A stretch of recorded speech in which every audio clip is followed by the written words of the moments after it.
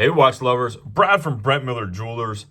Today I have a comparison of the new Tudor Black Bay 41 on the 3-link oyster style bracelet compared to the 42mm Tudor Pelagos model. Again, on a titanium case and bracelet.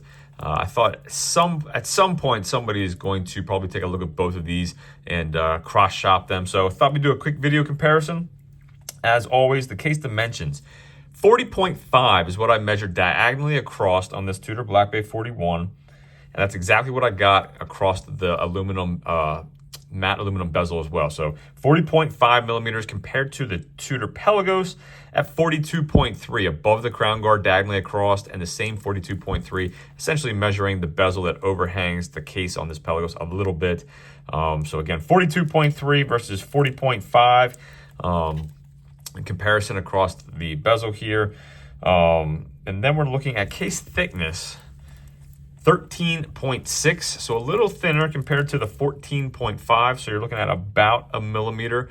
Although I will say the Pelagos to me does look thicker. But again, measuring that, it's just that 1 millimeter. And you can see here, we have a little bit more of a domed or raised crystal on the Black Bay, flat crystal. So I think that is obviously contributing to part of that. Lug to lug, 49.3 on our Black Bay versus an even 50 on the Pelagos. So again, about the same, not much difference there.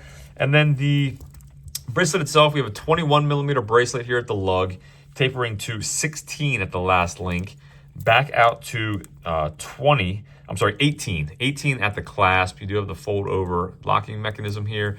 We have the T-fit micro adjustability. You got 4 spots, 2 millimeters of pop, gives you 8 millimeters of micro adjustment.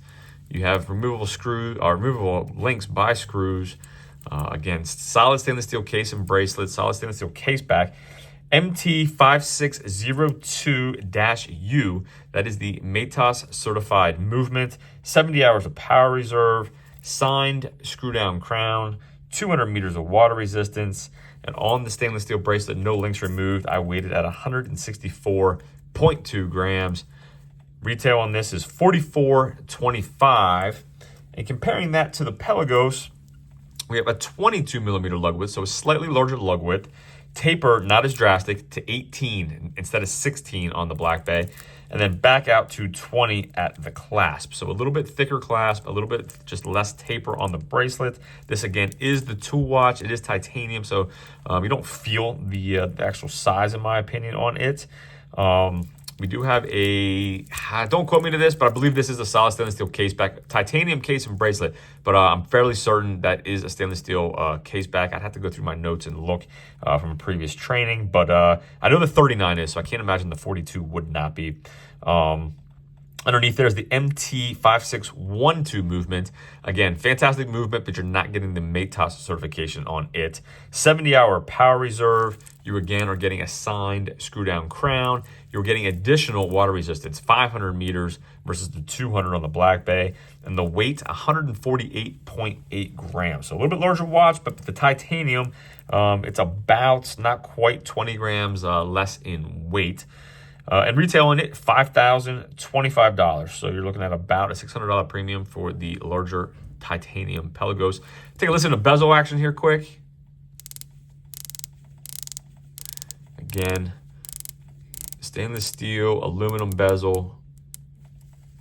Great feel, great sound on the bezel action. Now we got titanium with a matte ceramic bezel insert.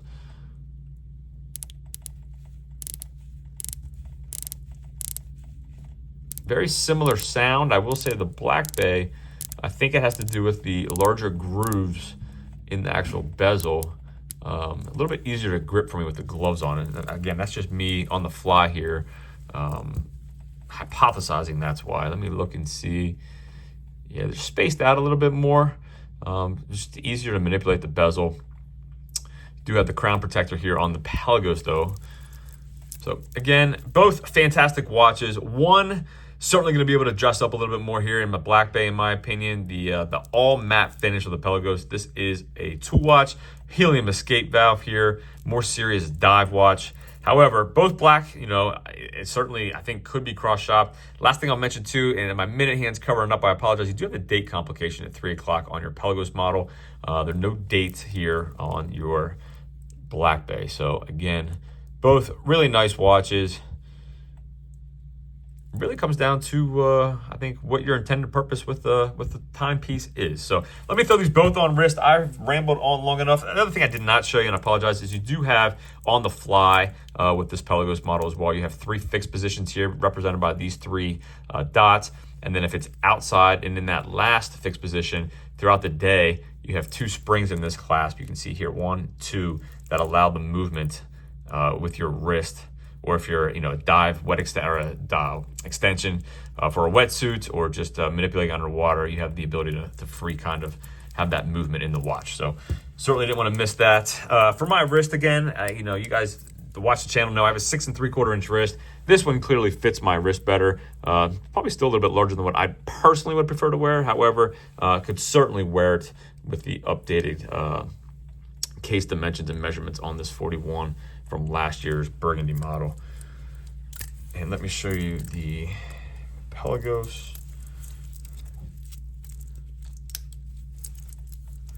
A little bit thicker, a little chunkier, a little longer. Well, actually about the same lug to lug, but it just feels larger on wrist. However, because it is TI in titanium, it does wear well.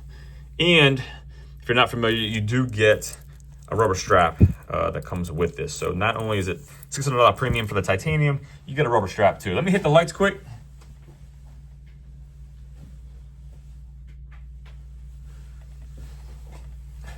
As always, greatly appreciate you viewing. If there's anything I can do for you, my email is in the description. Happy to help. If you want a lume bezel, you're going with the Pelagos. Thanks for viewing, gang. We'll see you in the next video.